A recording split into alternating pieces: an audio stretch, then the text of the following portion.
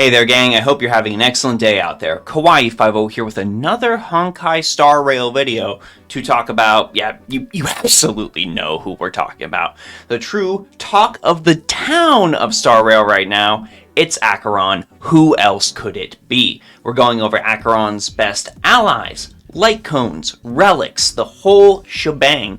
So hopefully if you pulled like everyone else who pulled for Acheron, especially that one guy who pulled like 100 or so light cones to prove his love for Acheron and fund Star Rail for the next couple of years. Thank you, by the way. Hopefully this video helps you out. If it does, be sure to go ahead, like, subscribe, share, comment, etc. All those good things would really help as we are trying to get to 10,000 subs by the end of the year, and I really think we can do it. Alright, let's go ahead and let's take a gander at what Acheron has to offer us. So I'll just say it right out of the gate, at the time of recording this video, Acheron is considered by far the absolute strongest hyper carry character in the game, and I absolutely have to agree. Now, where does all of Acheron's immense power come from? Well, most of that comes from her ultimate, Dream Cries in Red. She does 3 Rain Blades and 1 Stygian Resurge. This deals lightning damage to everybody on the stage, and Rain Blade is absolutely crazy, removing stacks of Crimson Knot from the opponent. Every stack of Crimson Knot increases the damage multiplier, and then that damage again gets dealt at the end if Stygian Resurge procs. Crimson Knot, of course, can't be applied to enemies during the ultimate, because otherwise this would be some sort of infinite nightmare loop, but this is where all of Acheron's damage comes from.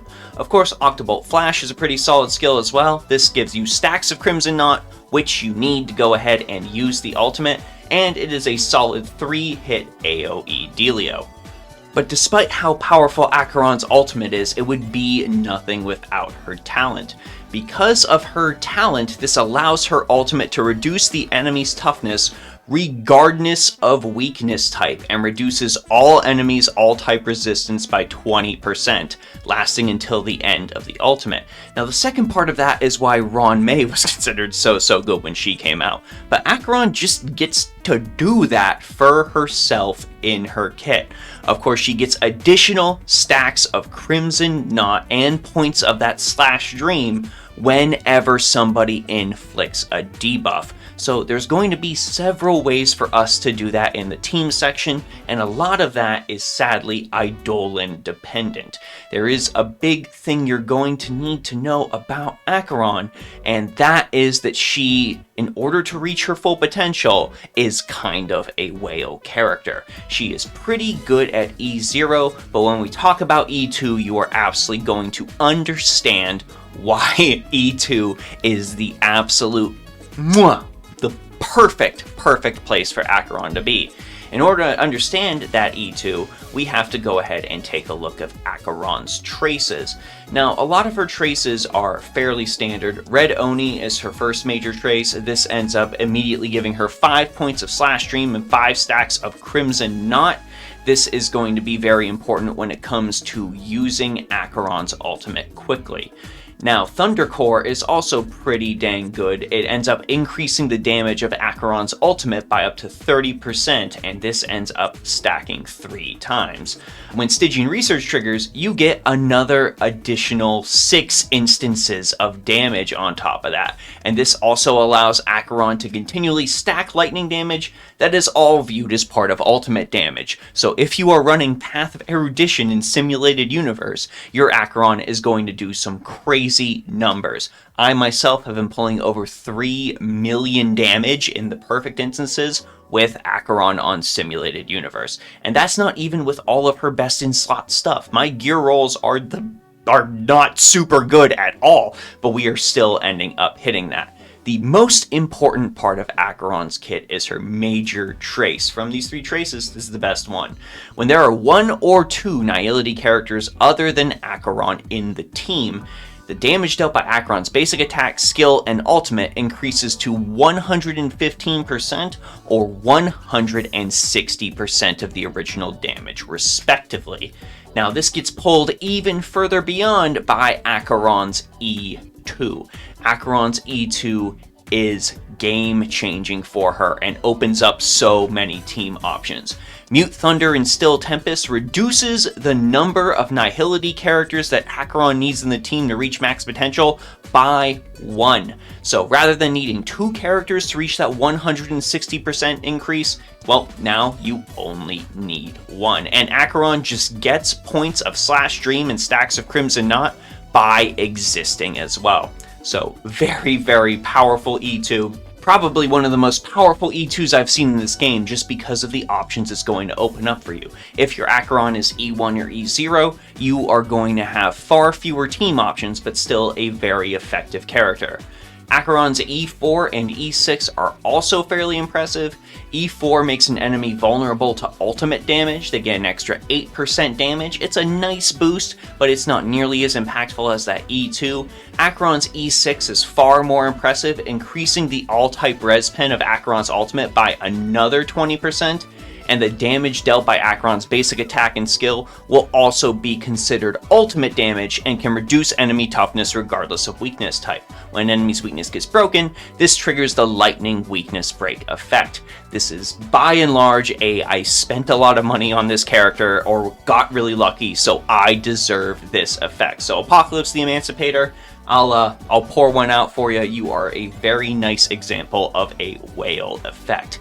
But if you're looking for a sweet spot on Acheron without breaking the bank, you're one of those people who's been saving up for her, but still wants to save Jade for future characters, go ahead, go for E2, and then you can probably just stop. You'll be pretty good. Now, since we just mentioned Nihility characters, we are going to want to talk about potential teams for Acheron.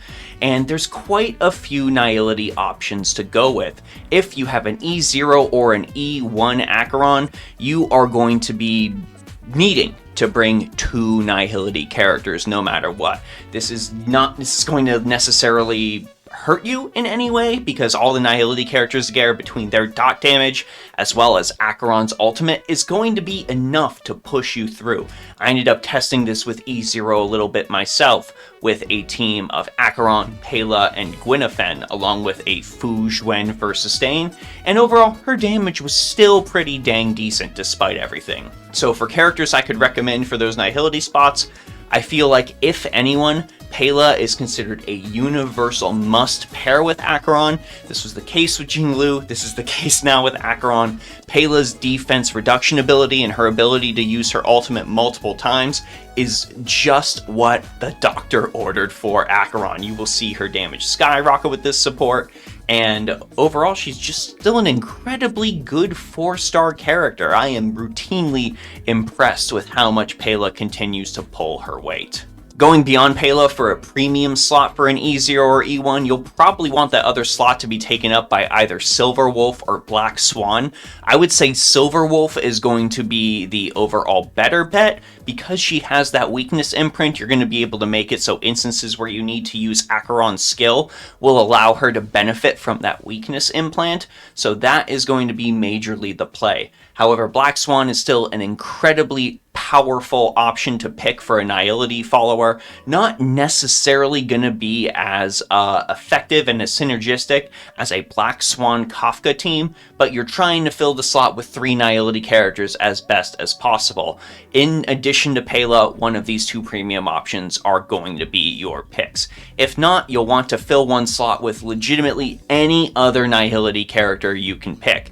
I would say between all of the other 4-star options other than Pela, Gwynephen is going to be your absolute best bet. But if you are lacking a Gwynephen, go with Sampo, go with Luca, just get a Nihility character in there. Now, once you hit E2 with Acheron, a lot of different options open up for you. You are able to ditch one of those Nihility characters and end up filling that other slot with a Harmony character to buff your entire team. I'm going to recommend the freebie option to be Asta in this instance. Not only is Asta able to go ahead, buff everyone's speed, and just have a flat damage buff for your entire team, but she's also going to have opportunities to burn her enemies, and if she burns someone, well, that's another stack of Crimson Knot for Acheron. Your premium options are going to be torn between Sparkle, Ronmei, or Bronya. I tend to really like Sparkle as an Acheron pairing, not only because I use Fu Zhuan as my main sustain on this team, but because Sparkle has the ability to push Acheron forward.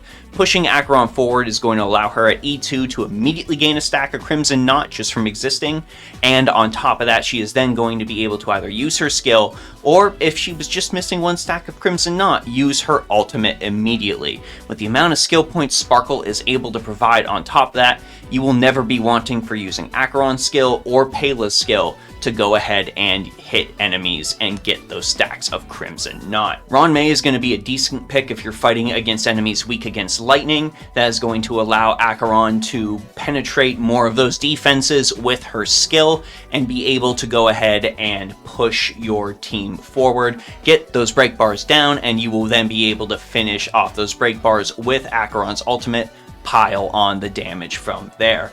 Bronya, of course, is just still generically good despite all of the time that has passed. Being able to push forward Acheron is going to be a big boost, and just an overall general attack boost coming from an ultimate is nice as well. Acheron does tend to like those attack boosts. If you're running Sparkle to support Acheron, I highly recommend putting Fu Zhuan on your team just because of the fact that Fu Zhuan is another quantum unit. Well, not only is Fu Zhuan an incredible sustain, but that's going to allow Sparkle to buff Acheron more effectively because of Sparkle's abilities.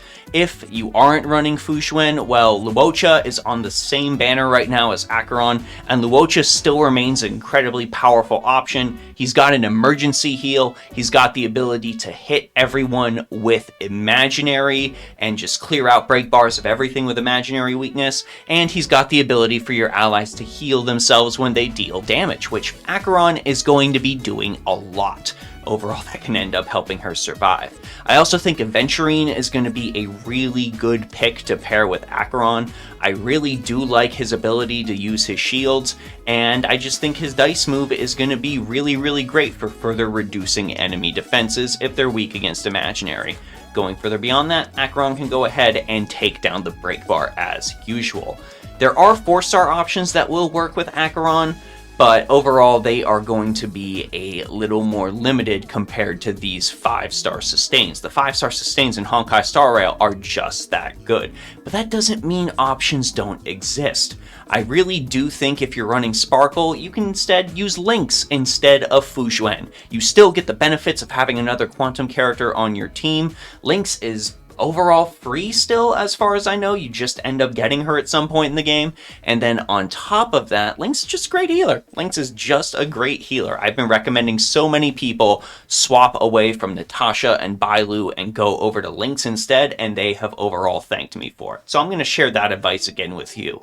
I also think Gallagher is actually really good to pair with Acheron. He is a little bit of a different healer. I do plan to do a video on him in the future. He is a break effect focused healer, so it's a little bit strange that he's dealing so much damage while being a healer, but a lot of people are referring to him as the budget Luocha, and I think over time that is actually what he is going to go down as. He's surprisingly good. I was very shocked at how Gallagher turned out, and pairing him with Acheron seems like a very good idea as well, so consider it. When it comes to Acheron's relics, her best in slot is really a no-brainer. Pioneer Diver of the Dead Waters is absolutely fantastic. This increases the damage dealt to enemies who are debuffed by 12%. Guess what? Acheron's Nihility. It also increases the wearer's crit rate by 4% and allows her to deal extra crit damage to enemies with debuffs. And if the wearer inflicts a debuff on any of the targets, well, all of those effects will increase by 100% for one turn. Overall, very powerful effects. When it comes to the body, you're going to want crit rate or critical damage on Acheron. She is really going to need that in order to go ahead and do her damage effectively. You want to get crits on that ultimate whenever possible, and you're gonna, just because of how many hits it has. It's recommended you get at least 70% crit rate on Acheron. just at least get 70%. That's going to be your breakpoint. And for critical damage, go with 160% or above. Just get that body piece, try to hit those goals, and if you really need to prioritize something for the moment because your rolls are bad, try going for crit rate at least instead of critical damage. Even if your critical damage is super duper high, if your crit rate's really low, well, you're not really going to be hitting on anything, are ya? When it comes to Acheron's boots, you can go ahead and speed is the primary one you're going to be going for, just like basically every other character in the game. But you can also go with attack percentage as well. That can also be a really, really good pick if you find your Acheron is getting a little sluggish in attack because your rolls have not been as good. When it comes to Acheron's ornament, you are going to want Izumo Gensei and Takama Divine Realm. I really thought this ornament's effect was neat, and what do you know, it is going to go ahead and continue to be a powerful option for her. This will increase Acheron's attack by 12%, and if at least one other ally follows the same path as the wearer, then you're going to get an additional 12% to critical rate. Acheron basically necessitates having another Nihility character with her, so this set was basically made for her. When it comes to the stats you're going to want on this, you can either go with lightning damage or attack percentage on that sphere, but for the rope you are just going to want pure attack percentage. Our entire goal is pulling as much damage out of Acheron's ultimate as possible. We're not worried about things like energy regen rate. We're not worried about any things like break effect. Just pull as much damage as you can with all of your substats. Speaking of substats, in addition to crit rate and crit damage, try to find speed and try to find attack percentage. Every little bit of that is going to help. Flat stats are bad. I hate flat stats. I hate that flat stats are a potential thing to get in this game as substat rolls, but what are you gonna do? If you need to take a flat stat for Acheron, go with attack. Acheron's light cone, no brainer. Her Along the Passing Shore featured light cone is her absolute best option. Like every other light cone before it, it just gives Acheron every single thing that she wants. It gives her critical damage, it gives her a special debuff that she can inflict, and a special debuff increases her damage and ultimate damage against that target. It is perfectly designed for her kit. It's just been the case for every single featured light cone and will seem to be the base for every single featured light cone going forward. Just always consider this the best option whenever you're rolling for a character. Get their featured light cone.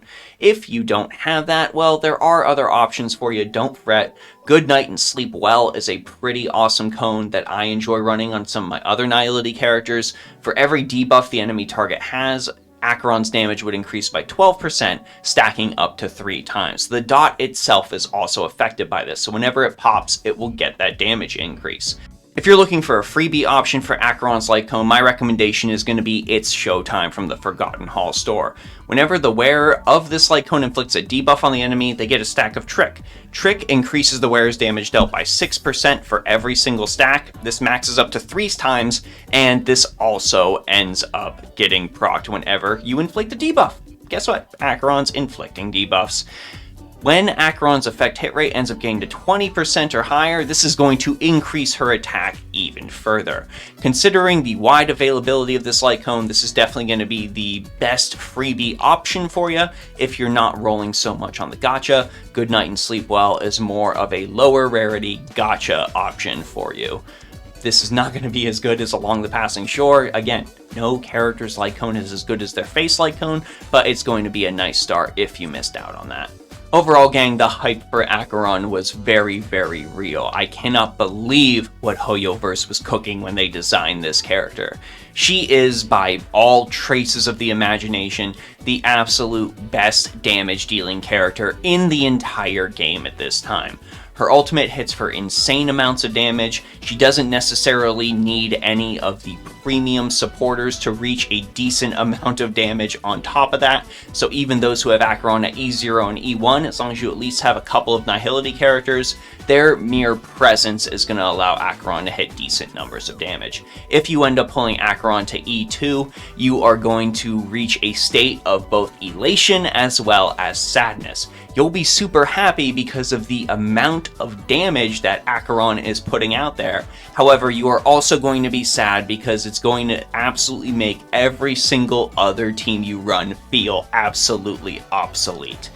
Acheron is, by all stretches of imagination, by all metrics, one of the most impressive gacha game characters, gacha game damage dealers I have ever seen in my life. And if you ended up summoning her, well, you should be pretty jazzed, I would say. My elation ends up edging out my despair, just by a little bit. And this is all just Hoyo really loving this character. I give them kudos for it, and I haven't even mentioned the fact that Acheron's talent can also just outright kill enemies on the field. So your simulated universe runs and your Golden Gears runs and your Swarm Disaster runs all become a breeze if you hit a combat domain. Everything's just going to die and you're going to get free rewards. With Acheron, fights are over before they even begin. We love you, gender-bent Reen Schwarzer. Oh my god! But I want to know your thoughts too, so let me know how you feel about Acheron down in the comment section below. Let me know if you think there are any light cones or allies or potential relics that I might have missed. And let me know if you are running Acheron and who you are running Acheron with. As you go and pop down to the comment section to give me your thoughts, please consider checking out the Discord, Patreon, and Ko-fi. Huge thanks to absolutely everyone on all of those platforms for their support, and a big thanks to you here on YouTube for sticking it out to the very end of the video. I really appreciate it, and that really does help. Anyways, gang, that's it for me, Kawaii50. I hope you all have a phenomenal day, and I'll see you all in the next one.